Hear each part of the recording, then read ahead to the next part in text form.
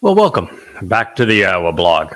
My pleasure to be with you as we pursue what I consider is the most important piece of literature ever written. It's called Dowd's Song. It's the 89th Mizmor. And if you are interested in knowing God, I think that the details of this song will lead you right to him. Now, if we pick up where we left off on our last episode, which was part 3, and venture deeper into the 89th Mizmor, we find that the stage has been set so that the cast of characters needs to be introduced before the final battle begins. And in this drama, there is a clear villain as well as a hero. The psalm reads, "You humbled and crushed that which is comparable to the repulsive, reprehensible, and deadly nature of the pretentious pride and stormy arrogance of the boisterous afflictor and his false god, with your empowered and fortified Zeroah, protective shepherd and sacrificial lamb. You isolate and separate your adversaries." This is Mizmor, lyrics to be sung, Psalm 89:10. And in it is one of the most important titles ever uttered by God. One that I don't think anyone even spoke of, addressed, until I began writing these books 23 years ago. It is Zeroah. And Zeroah is a title that is afforded to 3 men. The first Zeroah was Moshe. The second is the most important. It's Dowd, our Messiah and King, who came in his second of 3 lives to fulfill Pesach, Matzah, and Bakorim. While I am not fit to tie either of those men's sandals, the fact of the matter is, according to Yahweh, I am the third Zeroah. And the reason for that is because time is now short and everything is riding upon God's people finally coming to recognize that God has a name. That name is important, that he has a son, and his name is essential. And that time is running out for his people to reconcile their relationship with him. And therefore, as the third Zeroah, I am the one cultivating the seeds of the final harvest of God's people. And so when God speaks of your empowered and fortified Zeroah, resolving the problem of those who have been arrogant and opposed God, he actually can be addressing all 3 men. And while this psalm is adroitly written as a celebration of David's lives and lyrics, Moshe spoke of him. That's who he was speaking of in the 18th chapter. And I am his herald. So we all play a role in uplifting and supporting, drawing attention to the Messiah and King of Israel. Now, said Yahweh is not the least bit pretentious. When arrogant men cop an attitude, God finds it annoying. As a result, he is going to crush the conceited. He is going to shatter those who seek to defeat his people. Chalah, reprehensible and deadly in this previous statement, and Rahab, which I translated as insolent and arrogant, as please, are both singular in the prior statement, and therefore focused on a person, a nation, or a religion. And since Chalal addresses that which is profane and is very common, and Ka implies a broad association, this individual or institution, this religion, has had a defining and fatal influence over millions, if not billions. Their contentious pleas, reprehensible agendas, and deadly consequences have become universally known. Moreover, since God's concern is always for his people. Any man, country, or faith which sickens those influenced by him or her must be destroyed for having sought to harm God's people. So we have a number of options regarding Rahab, and that Paul, Akiba, and Muhammad all qualify, as does Hadrian. They were presumptuous and pretentious, easily enraged and undisciplined. All four were annoyingly boisterous in their audacious promotion of false gods. Their confused musings and contentious pleas have led to senseless claims and behavior the world over. Their effect on those who foolishly believe them has been devastating and deadly. Each has inspired frenzied and senseless behavior, as well as an undeserved sense of superiority. You just look at how arrogant Muslims are marching in the streets of Europe and the United States and on college campuses, even after perpetrating the most disgusting and monstrous attacks in modern history, celebrating them. You look at Israel and the people that contribute nothing, that are just absolute parasites, and the Haredim are arrogant in their sense of superiority. Even on the far left, progressives, who are marching in the streets and wrapping themselves in their flag and their very odd sense of values, mostly hypocritical, think that they're superior to everybody else. It's a time of exceedingly high and misappropriate egos, whether they're false gods, religious worship, or political mantras. Now, in this case, however, since Paul, Akiba, Muhammad, and Hadrian are Challah dead, it is their reprehensible, confused, and fatal religious legacy that Yahweh is going to crush. The leadership and devotees of Christianity, Judaism, Islam, and in particular Roman Catholicism have all been forewarned. There are two principal and one supportive Zeroah, as I mentioned: Moshe, Dowd, and Yada, the mightiest of whom is Dowd. The man of the greatest character would be Moshe, the one who is being inspired to tell you their story and to encourage you to embrace them and to come home, is Yada. So this would indicate that it is Yada who is the one being deployed to crush Israel's foremost adversaries and the aforementioned religions. Now, that would lead us to a realization that very few people have considered or may even be aware of. In all of human history, I'm the only person to hold all of these religions accountable.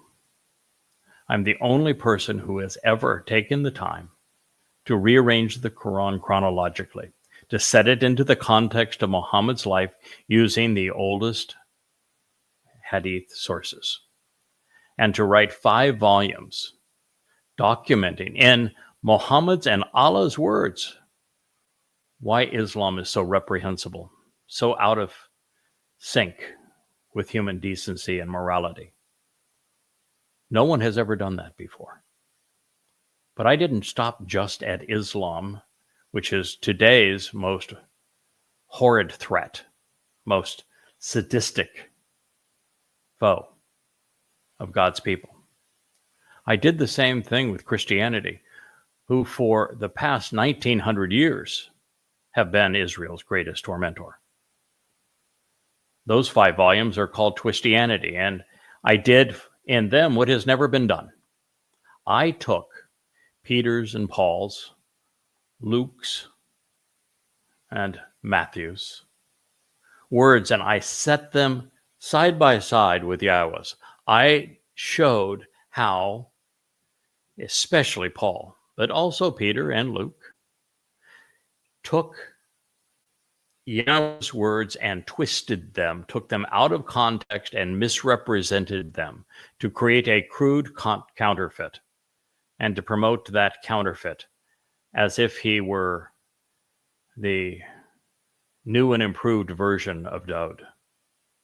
But it is Dowd David who is the Messiah and the Son of God, as this song testifies. But no one else has ever held God's words against the religion of Christianity and done so irrefutably as I have done in Twistianity. And by writing the books on Babel, the 3 volumes detailing what took place in Babylon, I have excoriated the Babylonian Talmud and also rendered Judaism moot. No one else has ever done those things. And currently, because of the fact that progressives have dumbed down an entire generation so that they can no longer think, and that they have allied with Islam in a deadly death spiral, I've also taken on what I call libertard progressives,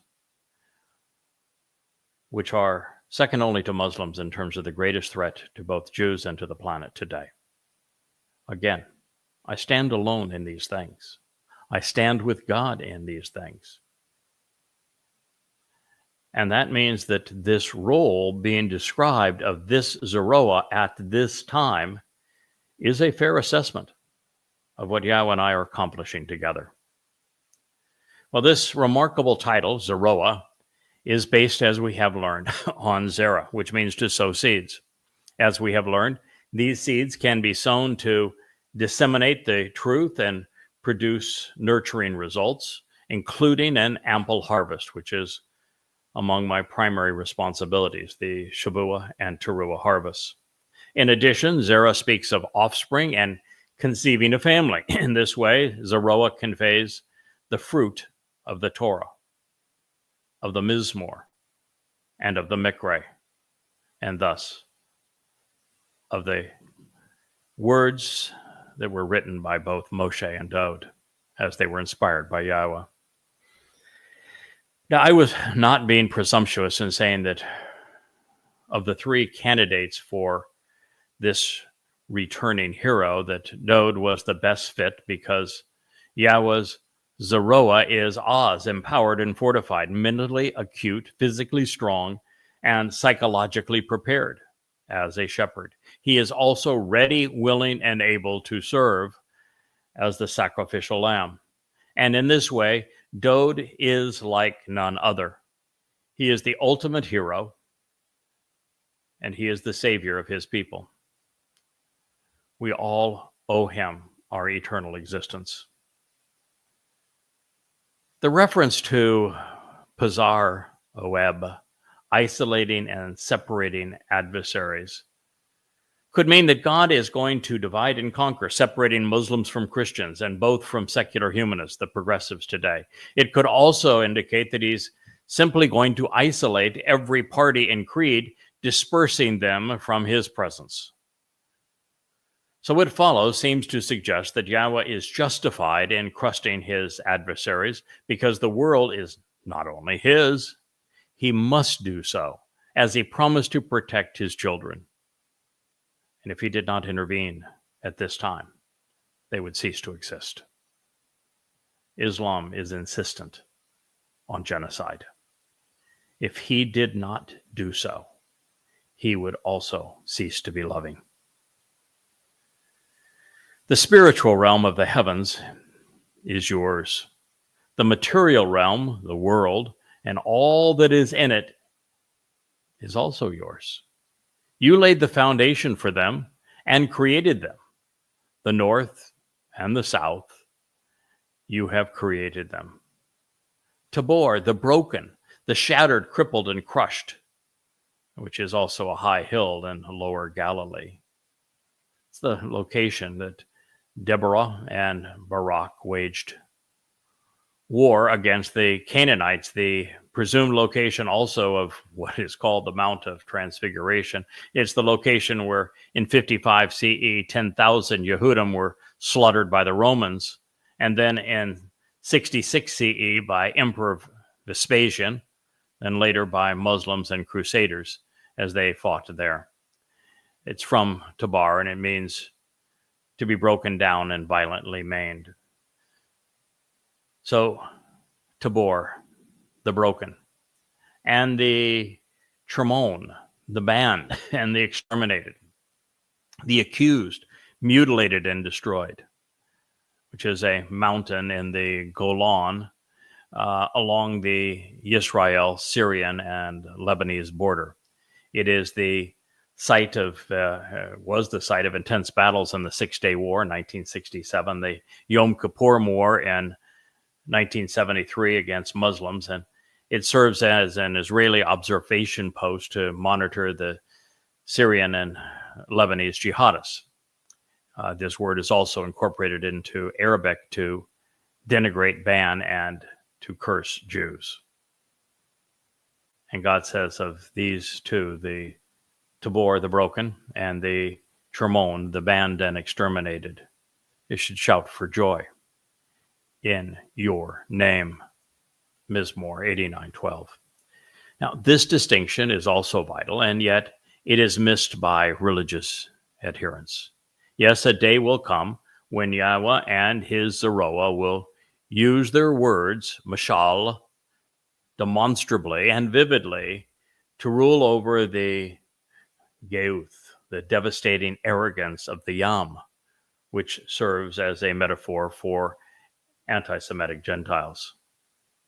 Father and Son will shabak, expose and stop, nasagal, those who have arisen by crafting deceitful delusions pertaining to them. On that day, Yahweh and Dowd will daka, reject and defeat the chalal, reprehensible and deadly nature of Rahab, the pretentious afflicter, and his false gods, bringing the Zeroah, strong arm of God, down upon them to pazaz, isolate, father and son's awib foes. And they will have every right to do so because it is their world, all of it. As the Creator, Yahweh is in an entirely different position than the rest of us. Now, we are not being called and should not rise up and slaughter our oppressors, as Akiba's followers attempted to carry out against Rome with such horrid results.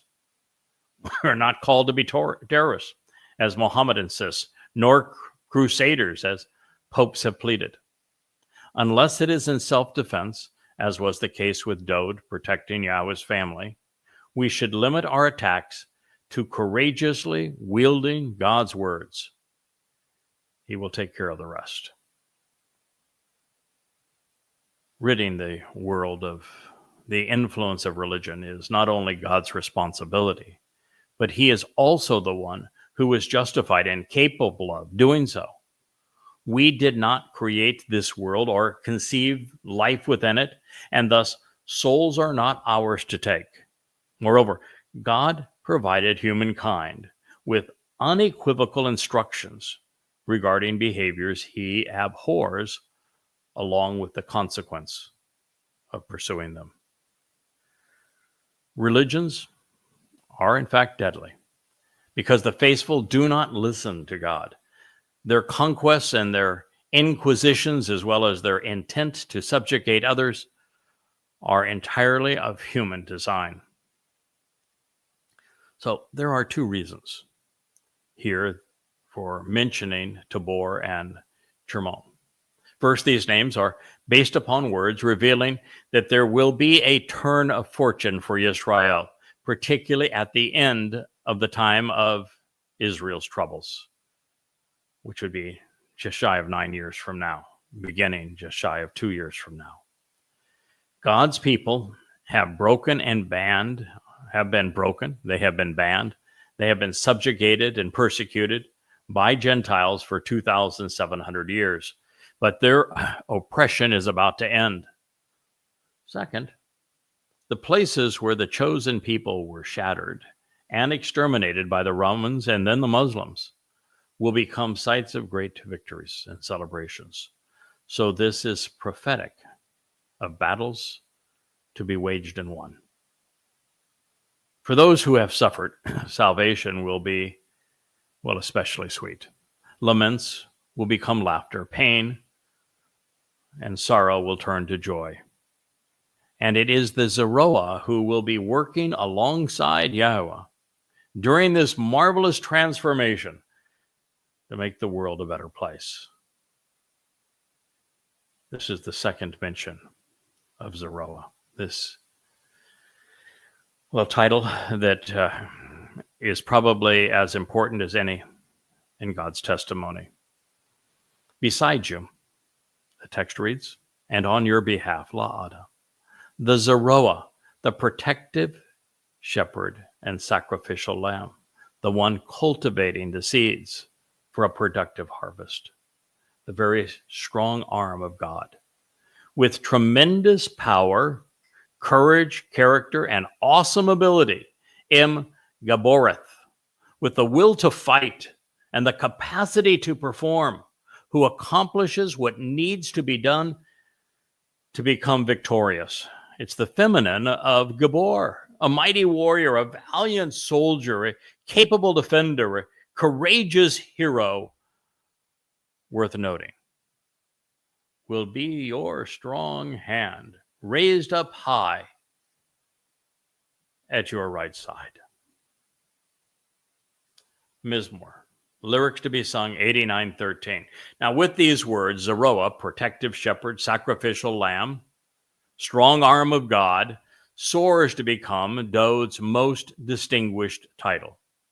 His nephesh soul manifests Gaborah, character and courage, awesome ability, and tremendous power, particularly on Matzah, when in his second life, after fulfilling Pesach with his corporeal body, his nephesh soul carried our guilt into Sheol to deposit it there, never to be seen again.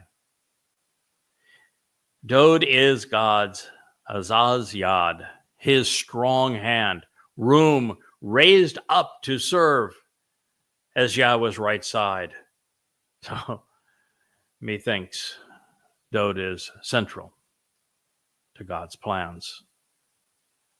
Thus far, Dowd's name has appeared once in the 89th Mizmor, while Zeroah, sacrificial lamb, has been used twice to describe God's beloved.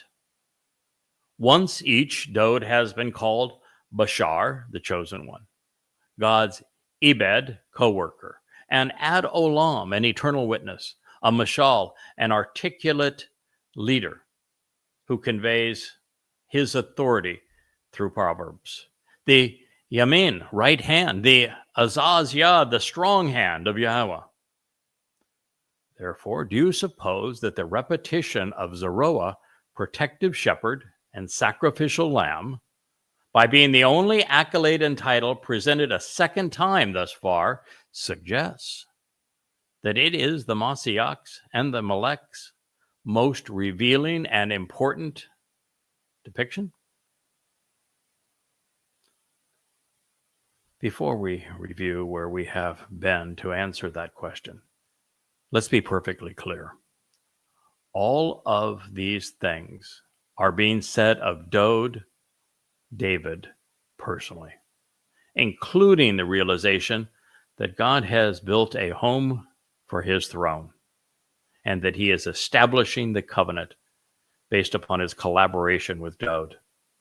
These titles and accolades, indeed job descriptions and mission statements, do not apply to one of Dowd's descendants as Judaism and Christianity insist, but to the Messiah and King himself. This admission alone is sufficient to take all of the air out of both religions. But there is so much more in the second Mizmor. For example, we learned that there was a religious conspiracy afoot to misappropriate the status and the authority of both Yahweh and his Mashiach, anointed Messiah, Dowd. In the same psalm, God announced, Ben Ane Ata, you are my son. In the 7th Mizmor, Yahweh states that Dowd was appointed Shaphat, judge, through whom he would vindicate and condemn the world.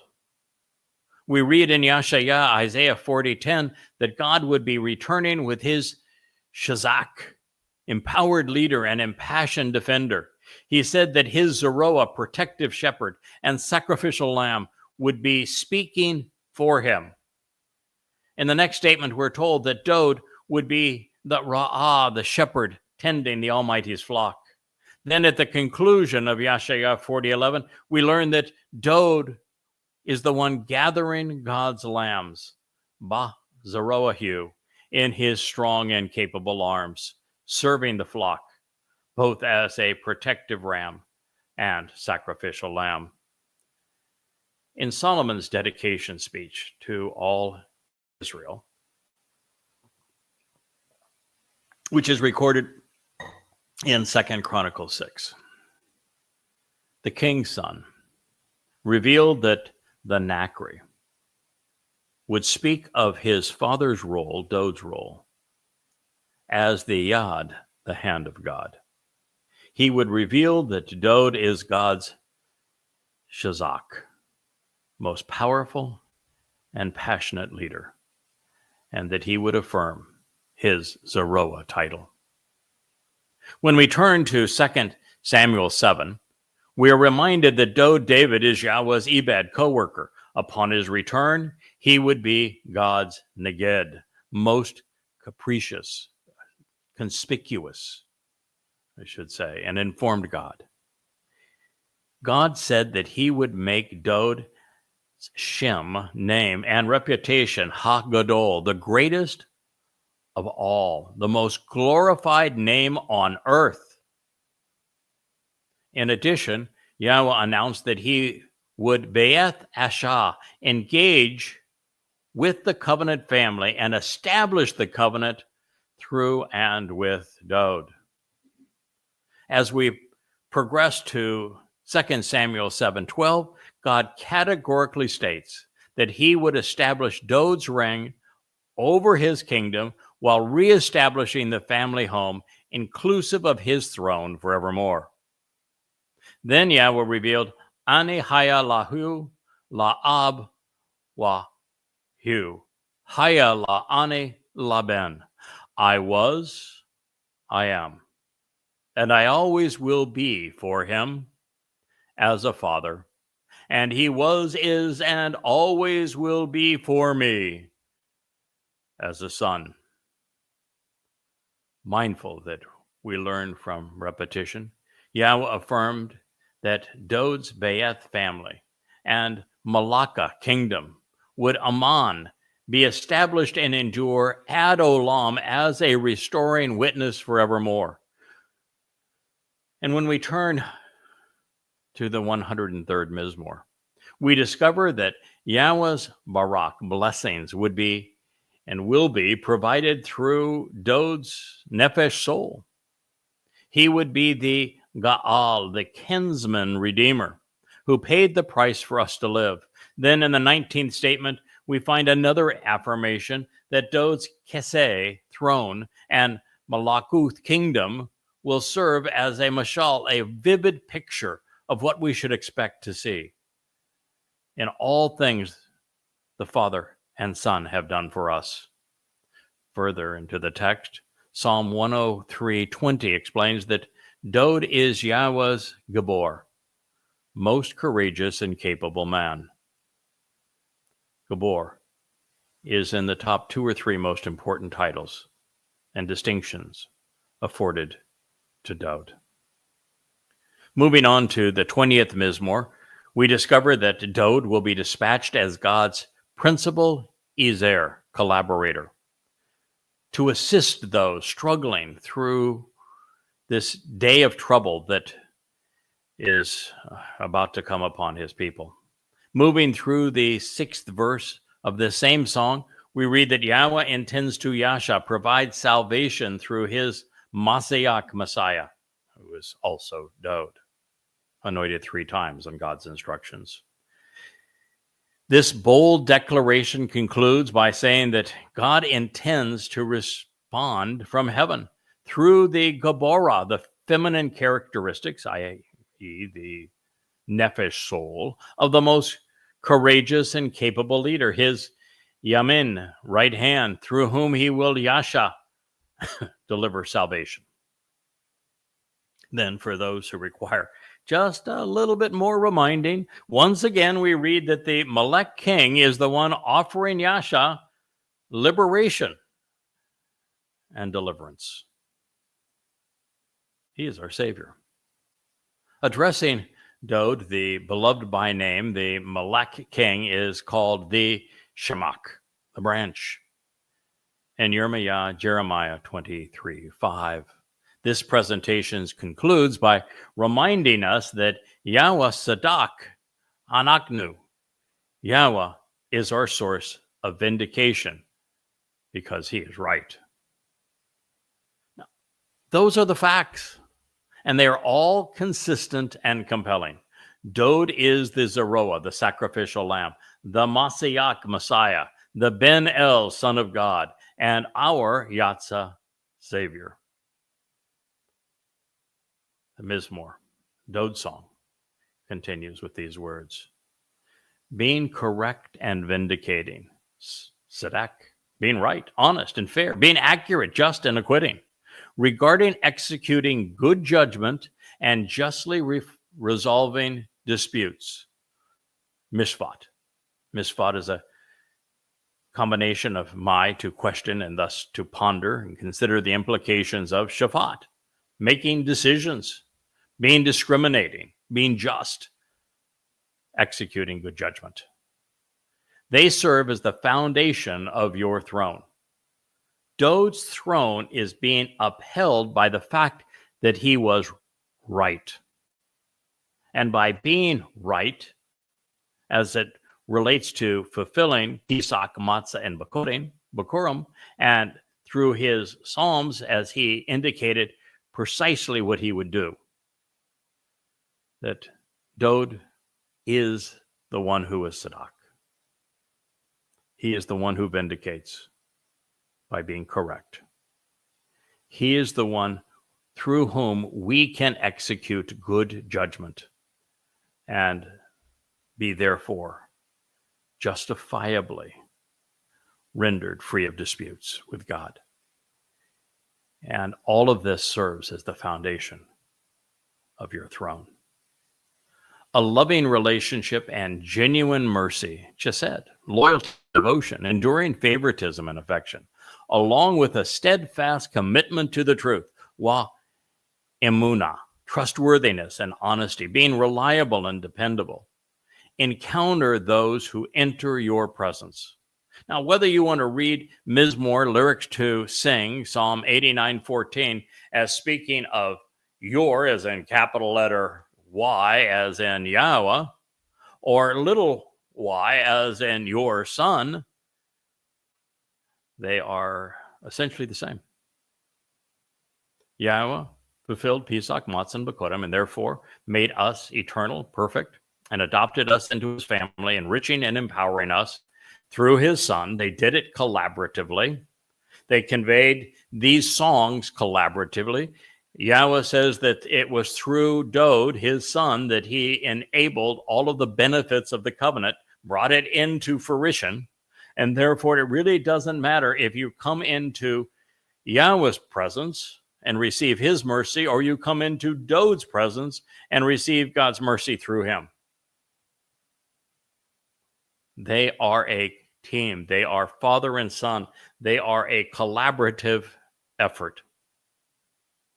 Well, since Yahweh has pronounced that Dowd was Sadak, right, throughout the prophets and these Mizmor, and noted that his mishpat, that he has the ability to exercise good judgment and resolve disputes, and he transitioned to Dowd in 89:13, referring to him as his Zeroah and Azaz Yaz, it is possible that the psalmist is saying that the Makom, the foundation of Dowd's keseh, position of authority and power, his throne, is genuine love, loyalty, and devotion, along with a steadfast commitment to the truth.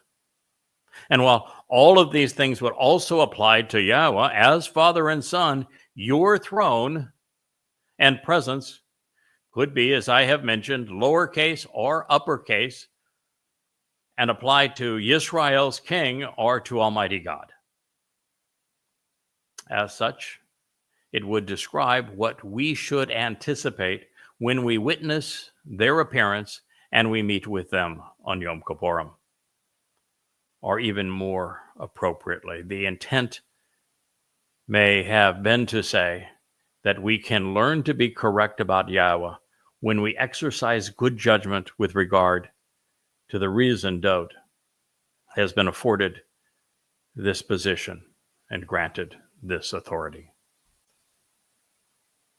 The chesed, this loving relationship that the beloved developed with God as a result of the chesed, genuine mercy he experienced from his Father, and the favoritism, they were both predicated upon his lifelong pursuit of emunah, truth. But following his example, we can count on the fact that Yahweh's mercy comes to those who trust and rely upon that which is correct. And if you want to be correct, you're going to acknowledge Yahweh by name, and you're going to recognize that Yahweh fulfilled the means for us to enter his presence through his beloved Son, our Messiah and King, David. Being right is what perfects the imperfect, not faith. In this way, as the Zeroah, the sacrificial lamb, Dowd is the purveyor of salvation. Yahweh made it possible for Dowd to serve as the Pesach El, and then to fulfill matzah en route to Bakorim in year 4000 Yah, 33 CE, facilitating the benefits of the covenant. He would enable Israelites to immortalize and perfect their souls, enriching and empowering covenant members in the process. And because he has done this, we are committed to cultivating the Shabuah, the sevens, and the Teruah, the trumpets, in gatherings. The fourth and fifth Mikre, invitations to be called out and meet, while serving as heralds to his Kippurim return. The next stanza reads, delighted to show the way, because blessed are the people who are aware of and acknowledge Teruah, who walk with the light into your presence, Yahweh. Mizmor lyrics to be sung, Psalm 89:15. This statement nearly takes my breath away because of my role in bringing it to you. It begins with Ashri, delighted to show the way because blessed, happy to reveal the proper path to the relationship and treated favorably. It is from Asher, enjoying the benefits of the relationship by having been shown the steps to walk to get the most out of life. And Ani, me. This is the word that brought us together. Asher was the first word I translated, and in my favorite prophecy, 2 Samuel 7. It is the first word that Dowd wrote in his first Mizmor. And now it is introducing the role that Teruah will play in the redemption of God's people. The Ha'am are the family members. They are God's people and his family. The next verb, in fact, the first verb, is Yada. It is the name that I chose 23 years ago when I began translating Yahweh's testimony and sharing it. It means to know, to be familiar with, to be acquainted, to make known, to comprehend, and to understand. I am Yada. I began with Ashri. I serve the people and family of God. And I will do so more adroitly on Towrah than at any other time. And let me explain what I mean by that. The Towrah harvest occurs at the end of the 7 years of Israel's troubles. And it is that evening of the Towrah ingathering is a September 23rd in year 6000 Yah, which is 2033. That evening I will orchestrate as the third Zeroah, cultivating the final ingathering of Israelites. Is a olive harvest, but a gleaning, which means it's just those who have come to accept the terms and conditions of the covenant and have embraced the benefits of the Moed Mikre during the 7 years of Israel's troubles. And there will be a river of light that goes from earth to the heavens as these Yehudim and Israelites are transformed into spiritual beings. I will not be making that journey with them. This was announced by Yeshayah in the 17th chapter. And the remnant of Yisrael, this mortal remnant of Yisrael, who will be there for the homecoming that is described in Zechariah 12, also described in Yirmiyah 31, to welcome the return of father and son on Kippurim, which is 10 days after Towrah that year. It's always 10 days after Towrah, but the date will be October 2nd, 6:22 p.m. as the sun sets in Jerusalem in 2033, 120th Yobel year. So as the sun rises on Towrah, a Shabat, the Saturday of September 24th, 2033, I will serve as the Adam Parah. I will be the final sacrifice. I will give my life to prepare this mortal remnant of Yisrael for Yahweh's return. You see, those Israelites in Jerusalem who were not included in the Towrah harvest were not prepared to meet God. But yet God is returning with his son in 10 days on Yom Kippurim, and he expects to have a joyous family reunion and homecoming. Someone has to fix them. Someone has to prepare them. And I will be the final sacrifice. The sacrifice is known as the red heifer. The term is actually Adam Parah. It means a bloodied red man of the earth who will be particularly fruitful and productive in his ways. It is Yahweh who orchestrates these events. We've been covering them on our family hour. They will be orchestrated at least from the point of view of the master of ceremonies, by none less than the great orator Elia, who will have returned 3.5 years earlier. And this will be the most important occasion on his life. He is going to reenact his battle against the religious and political establishment of Israel when he speaks before my body, which will have been bludgeoned by the corporeal manifestation of Satan on the Temple Mount. And as he prepares my carcass for its becoming a burnt offering, if you will, Yahweh is going to release copious amounts of water from beneath the Temple Mount to cleanse his people. He is then going to personally ignite the fire that's going to have flames that leap up to the heavens. And the mixture of the ash, the searing flames, and the cleansing waters will prepare the final remnant of Yahweh's people for the return of Messiah and his father, Yahweh, and Dowd. And so when Yahweh speaks that his people, his family, should be aware of and acknowledge Yada and his role on Towrah, this is something near and dear to me. And it should be to you. Because I'm not doing it for me. I'm doing it for you. We're going to pick up our story, our presentation of this magnificent song, Dowd's song, the 89th Mizmor, in our next program. I want to thank you for listening. I am Yada, Craig Wynn, and this is the Yahowah blog.